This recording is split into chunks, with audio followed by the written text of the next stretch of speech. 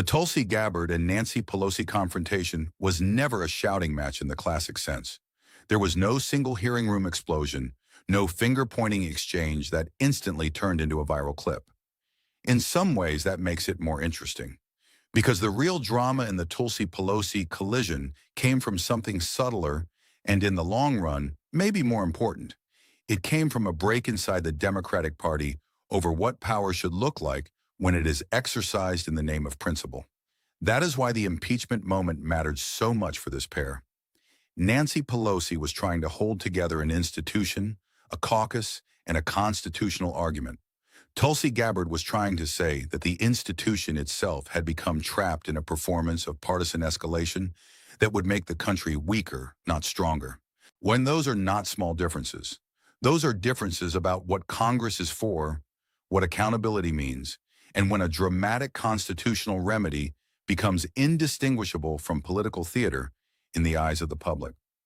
And that is exactly why Tulsi Gabbard's present vote hit with such force. Because on the surface, it looked like a small thing. One lawmaker declining to say yes or no in one historic vote. But in political storytelling, small procedural choices can become symbols much larger than the number of people making them. Gabbard's vote immediately stood out because the whole country understood what was expected. Democrats were supposed to line up behind impeachment. Republicans were supposed to line up behind Trump. The system wanted a clean moral geometry. Pelosi's leadership strategy depended on that geometry looking coherent and serious. Then Gabbard stepped out of it, and in doing so, she transformed what might have been dismissed as just another leadership test into a more unsettling public question. What happens when someone inside the president's opposition says the president has violated public trust, yet still refuses to join the impeachment coalition as structured by her own party? That is where the real confrontation begins. Not in a scream, but in a refusal. Because refusal inside a moment of total partisan polarization always carries unusual charge. It says the script is not complete. It says the official moral architecture of the vote has not persuaded everyone it needs to persuade. Pelosi could tolerate policy disagreements and ideological range inside her caucus. But impeachment was something else. Impeachment was supposed to function not just as a procedure, but as a declaration of constitutional seriousness. The party had to sound like it knew exactly what it was doing and why it was doing it. Gabbard's vote complicated that sound, and she did so in a way that was especially unnerving because she did not defend Trump. She did not say he was innocent. She did not join the Republican exoneration campaign. Instead, she said he was guilty of wrongdoing, but argued that impeachment as conducted had become too partisan and too corrosive, and that censure would be more appropriate. That placed her in a politically uncomfortable zone that neither side could fully claim. Republicans liked the disruption, but distrusted the critique. Democrats loathed the disruption because it punctured unanimity at the exact moment when unanimity was part of the message. That is what made the Tulsi-Pelosi conflict so revealing. It exposed a fracture between two different theories of responsibility inside the same broad coalition. Pelosi's theory said, if a president abuses power and obstructs Congress, the House must act, and act in a way that signals institutional seriousness to history. Gabbard's theory said, if the process is irredeemably partisan and cannot produce a wider civic consensus, then impeachment risks deepening the country's fracture while still failing to remove the president. There is a real argument there, and because there is a real argument there, the clash had more staying power than a normal party spat. Pelosi had not rushed into impeachment lightly. For months, she had resisted pressure from her left flank, repeatedly warning that impeachment without overwhelming national support could divide the country even further. When she finally moved, it was because the Ukraine matter and the whistleblower complaint changed the balance in her view. She was trying to act as guardian of the institution. She wanted the process to look sober, rule-bound, and anchored in constitutional duty rather than activist hunger. That history matters, because it means Pelosi was not some reckless partisan charging downhill. She had spent months absorbing criticism from inside her own coalition, precisely because she did not want impeachment to look like a tantrum. Once she finally committed, therefore, every Democratic wobble became more dangerous. If even after Pelosi's caution, after the inquiry, or after the hearings, after the articles, a Democrat running for president could still say the process had become too zero-sum to join cleanly, then the image of unified constitutional necessity was harder to preserve. Gabbard understood that. Whether one agrees with her or not, she understood exactly what symbolic nerve she was touching. She cast her present vote as an active protest against what she described as a damaged political culture that had trapped the country in an endless winner-take-all war. That framing was not merely about Trump. It was about the whole impeachment architecture. It said, in effect, I am not willing to ratify this as the answer, even if I believe the president behaved wrongly, because the system producing this answer is too broken for me to bless. That is an extraordinary position in a moment like that. And it is exactly the sort of position that infuriates institutional leadership. Because leadership needs votes, yes, but it also needs clarity. It needs the event to tell a story. Pelosi's story was that the House, after grave deliberation, had no choice but to impeach. Gabbard's story was that the country had been pushed into a false binary that left no room for judgment outside pure partisan camps. The two stories cannot comfortably coexist. One says constitutional duty demanded this. The other says constitutional duty may have existed, but the political container carrying it had become too contaminated to trust. That is the real conflict. And if you widen the frame, you can see how much of Tulsi Gabbard's broader career was moving toward exactly that kind of collision. She often positioned herself as someone willing to violate partisan expectations, especially on foreign policy, intervention, establishment discipline, and the moral vanity of political elites. Pelosi represented almost the opposite style: procedural command, caucus control, institutional patience, message coherence, and the belief that leadership sometimes means maintaining order in public even when the party underneath is noisy and divided. Put differently, Gabbard's politics often thrived on the symbolism of non-alignment. Pelosi's politics thrived on the management of alignment. That is why impeachment brought their differences into such clean focus. It was a moment that demanded alignment, and Gabbard responded with a gesture of anti-alignment. No wonder it lingered. It lingered because the public could intuit that something deeper than one vote was being argued. Was impeachment the unavoidable constitutional answer to presidential abuse, or had it become another act in a spiraling partisan struggle that would produce moral satisfaction for some and civic exhaustion for everyone else? Pelosi had one answer. Gabbard had another. Neither answer was trivial. That is why the conflict remains so useful as a lens on Democratic politics in the Trump era. Pelosi's greatest strength has often been her ability to think institutionally in moments when others think only tribally. She counts votes. She reads timing. She weighs what the caucus can carry. She knows that public action is not only about moral declaration, but also about procedural durability. Her move into impeachment was the product of that sensibility. It was cautious until it wasn't, and once it wasn't, it needed to be decisive. Gabbard's greatest strength, or weakness depending on your view, has been her willingness to separate herself from the emotional consensus of her own side, even at great political cost. The present vote was not an accident. It was the purest expression of her political persona at that stage. Anti-establishment, anti-binary, suspicious of institutional fever, and willing to stand in a place almost guaranteed to anger nearly everyone. That is why this was more than a disagreement about tactics. It was a disagreement about the meaning of courage in politics. For Pelosi, courage looked like finally using the constitutional tool the House possessed, despite inevitable accusations of partisanship. For Gabbard, courage looked like refusing to ratify a binary she believed was intensifying the country's fracture, even while condemning Trump's behavior. Both women believed they were acting for the good of the country. That is what gives the confrontation its moral charge. The country often prefers easy villain and hero scripts, especially in impeachment stories. But Tulsi versus Pelosi does not fit that cleanly. Pelosi was not wrong to say presidential abuse required response. Gabbard was not wrong to say the process had become saturated with partisan mistrust. The fight was over which truth had to dominate the moment: the institutional truth or the civic fracture truth. And of course, there was ambition beneath it as well. Pelosi was managing a caucus and a constitutional confrontation with Trump. Gabbard was also a presidential candidate at the time, and that shaped how many Democrats interpreted her move. To supporters, the vote looked principled. To critics, it looked like an attempt to manufacture distance from a party base she increasingly distrusted while appealing to anti-establishment voters who liked anyone willing to embarrass Democratic leadership. Those interpretations were not mutually exclusive. In politics, principle and positioning often arrive in the same body.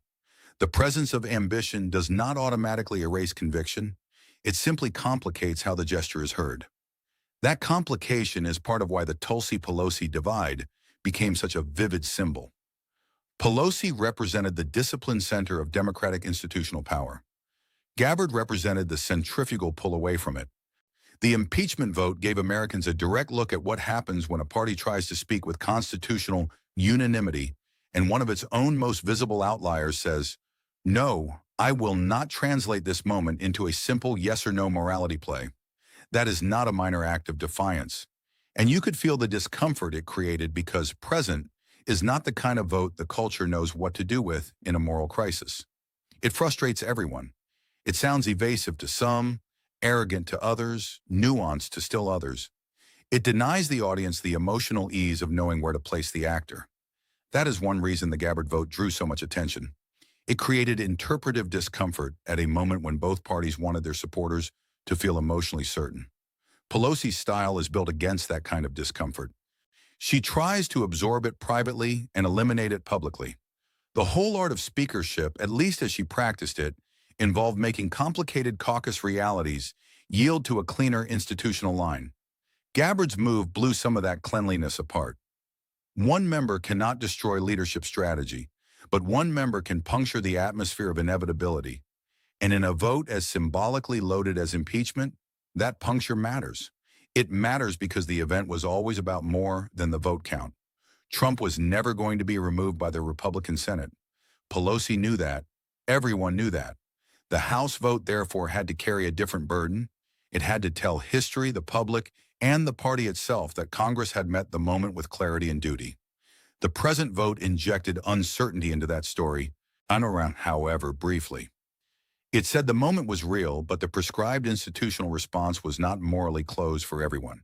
And that was intolerable to many Democrats precisely because it was not a pro-Trump argument. If Gabbard had simply echoed Republicans, her vote could be dismissed as betrayal.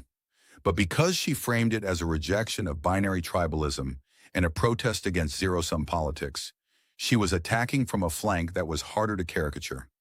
She was saying not that Pelosi had no case, but that Pelosi's case existed inside a system already too damaged to produce the kind of legitimacy impeachment required. That is a much harder criticism to absorb, because it goes not just at the vote, but at the condition of the republic itself. And maybe that is why the clash still matters now. Because the deeper question Gabbard raised has not disappeared. What is the country supposed to do when real wrongdoing exists, but every available institutional response is filtered through such intense partisan mistrust that millions will hear any action as illegitimate no matter how carefully structured it is? Pelosi answered, "You act anyway, because constitutional duty does not wait for perfect consensus." Gabbard answered, "The act itself may become part of the damage if the surrounding system has lost too much public trust." Again, these are not unserious positions. They are two different diagnoses of democratic crisis. Pelosi believed institutions must function even in bad conditions, or they cease to be institutions. Gabbard believed institutions functioning in bad conditions can become theatrical substitutes for healing, and that the public senses the theatricality. That is why the confrontation deserves to be remembered as something more than an odd impeachment footnote. It was a fight over whether politics still permits morally meaningful middle positions in moments of constitutional emergency, or whether the demand for clarity is itself so overwhelming that any deviation becomes a form of scandal. Gabbard chose deviation. Pelosi could not tolerate deviation as the governing story. Both choices made sense inside their own moral universes, and that is why the conflict kept echoing. It was not only a clash between two women in the same party, it was a clash between two political imaginations. One said that when the president crosses a line, the House must cross a line too and say so. And the other said that the system is already so trapped in partisan absolutism that refusing the line may be the only honest protest left.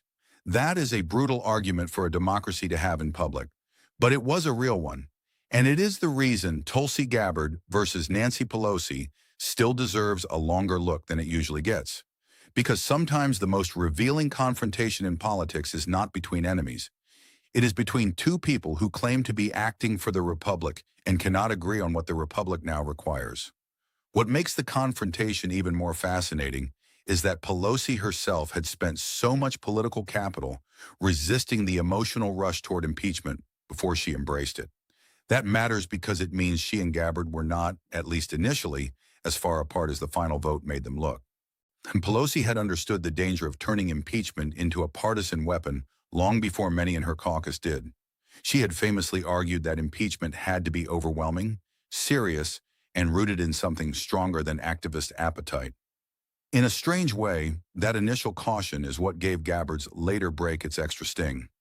Gabbard could say, in effect, even after all your caution, even after all your care, this still has not escaped the trap.